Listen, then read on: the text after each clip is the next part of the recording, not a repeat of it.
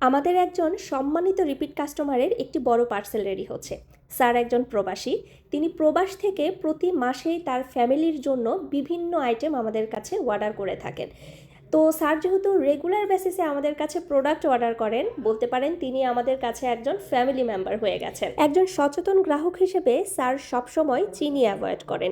তিনি সবসময় আমাদের কাছ থেকে মধু, তালমিস্ত্রি এগুলো নিয়ে থাকেন। তো এখন যেহেতু গুড়ের সিজন, স্যার শুরু থেকেই অর্থাৎ গুড়ের সিজন পড়ার শুরু থেকেই তিনি আমাদের প্রায় সব ধরনের গুড়গুলোই ট্রাই করেছেন।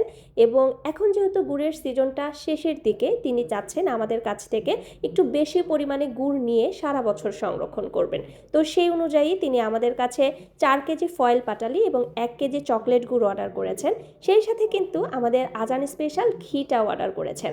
আপনারাও যারা এরকম সচেতন আছেন, চিনি অ্যাভয়েড করতে চান, চাইলে এরকম করে সারা বছরের জন্য গুড় নিয়ে ফ্রিজে সংরক্ষণ করতে পারেন।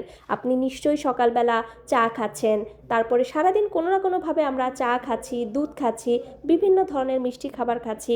আবার সামনে আসছে পবিত্র মাহে রমজান।